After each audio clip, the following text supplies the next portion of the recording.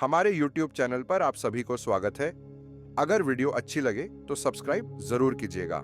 आज हम जानेंगे कोशिका यानी सेल के बारे में। तो चलिए वीडियो को शुरुआत करते हैं। कोशिका के जीवन की आधारभूत संरचना और क्रियात्मक इकाई माना जाता है।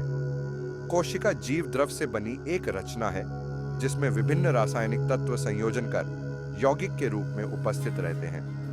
कोशिका में जीव द्रव्य प्लाज्मा झिल्ली घिरा रहता है। इसके बीच में केंद्र रहता है।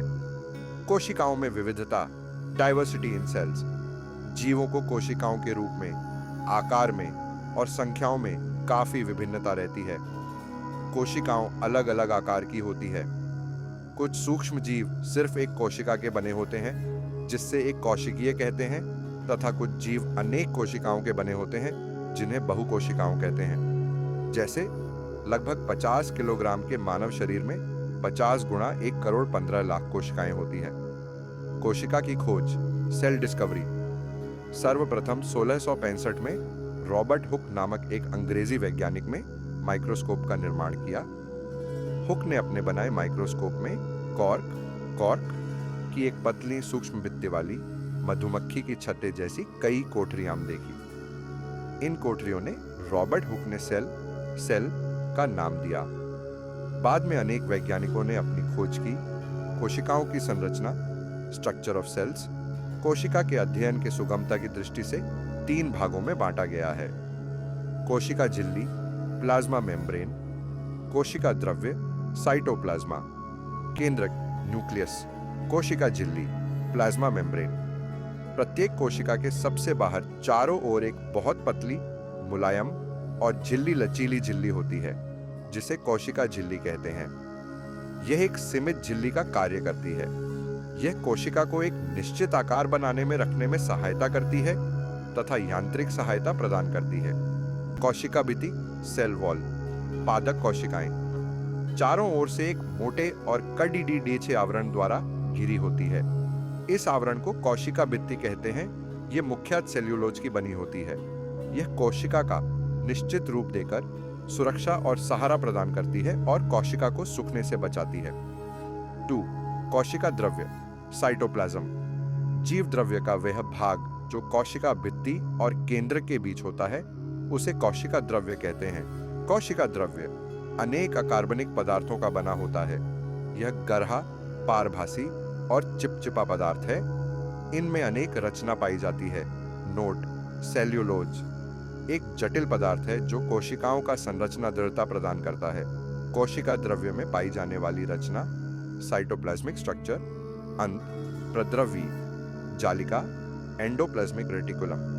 जंतु एवं पादप कोशिकाएं के कोशिका द्रव्य में अत्यंत सूक्ष्म, शाखित, झिल्लीदार, अनियमित नलिकाओं का घना जाल होता है जिसे अंत, प्रद्रवी नलिका कहते हैं। यह 2 प्रकार की होती है: चिकनी अंत, प्रद्रवी जालिका, स्मूथ एंडोप्लाज्मिक रेटिकुलम, और एसीआर, खुरदरी अंत, प्रद्रवी जालिका, रफ एंडोप्लाज्मिक रेटिकुलम, और आरईआर, खुरदरी। अत प्रद्रवी जालिका के बाहरी झिल्ली के ऊपर छोटे छोटे कण रहते हैं जिन्हें राइबोसोम कहते हैं। अंत, प्रद्रवी जालिका के कार्य, अंत, प्रद्रवी जालिका। अंत कोशिकीय परिवहन तंत्र का निर्माण करती है। एसियर वसा एवं कोलेस्ट्रॉल संश्लेषण में भाग लेती है। अंत, प्रद्रवी जालिका कोशिका द्रव्य को यांत्रिक सहायता प्रदान करती है। अंत, प्रद्रवी जालिका कोशिका विभाजन के समय कोशिका प्लेट एवं केंद्रक झिल्ली के निर्माण में भाग लेती है। आरईआर प्रोटीन संश्लेषण में मदद करती है। राइबोसोम के कार्य: राइबोसोम में प्रोटीन संश्लेषण होता है। गाल्जी उपकरण या गाल्जिकाए, गोल्गी अपैरेटस। यह अत्यंत सूक्ष्म मुद्दी हुई 6DDDH जैसी रचना होती है। यह यूकैरियोटिक कोशिका, जीवाणु एवं प्रोकार्योटिक कोशिकाएं में नहीं पाई जाती है। यह कोशिका का स्त्रवणंगक है। यह कोशिका विभाजन के समय कोशिका प्लेट बनाने में सहायक होती है। लाइसोसोम यह बहुत सूक्ष्म कोशिका अंग है। इसका आकार थैली जैसा होता है जिनमें एजीस्म भरे होते हैं। ये कोशिका में प्रवेश करने वाली बड्डे जिनमें कणों एवं बाह्य पदार्थों का पाचन करता है और जीवाणु तथा वायरस से रक्षा करता है। नोट: लाइसोसोम को आत्महत्या की थैली कहते हैं क्योंकि इनमें क्षतिग्रस्त है। जाने पर उसे नष्ट कर देते हैं।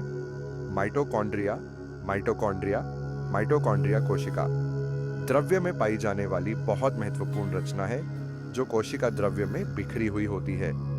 यह अत्यंत सूक्ष्म धागेनुमा दानेदार या गोलाकार दिखाई देते हैं। ये जंतु कोशिकाएं में अनेक पाई जाती है। यह कोशिकीय श्वसन के एंजाइम्स के चलते भोजन का संपूर्ण ऑक्सीकरण करता है, जिसे ऊर्जा मुक्त होता है। यह ऊर्जा एटीपी, एडेनोसिन ट्राइफॉस्फेट के रूप में मौजूद रहती है। लवक, प्लास्टिड, यह पादप कोशिका में पाई जाती है। लवक कोशिका द्रव्य में चारों ओर बिखरी रहती है। इसका आकार अंडाकार, गोलाकार होता है। यह 3 प्रकार की होती है। अवर्णी लवक, लेकोप्लास्ट, रंगहीन या श्वेत होती है। यह मुख्यतः ZDH की कोशिकाएं में पाई जाती है और खाद्य संचय का कार्य करता है। वर्णिलवक, क्रोमोप्लास्ट, वर्णिलवक रंगहीन होता है। यह फूलों और बीजों में रंग प्रदान करता है। हरिलवक, क्लोरोप्लास्ट, यह हरे रंग का लवक है। इसके कारण पत्तियां हरी होती हैं। ये भोजन संश्लेषण में सहायक होती है। रसधानी, वकोलिस, कोशिका की रसधानियां चारों ओर से एक झिल्ली से घिरा होता है। इस झिल्ली के अंदर ठोस या तरल पदार्थ भरे रहते हैं, जिसे कोशिका रस कहते हैं। यह जल संतुलन का कार्य करती है तथा ये पादप कोशिकाएं में कठोरता प्रदान करती है।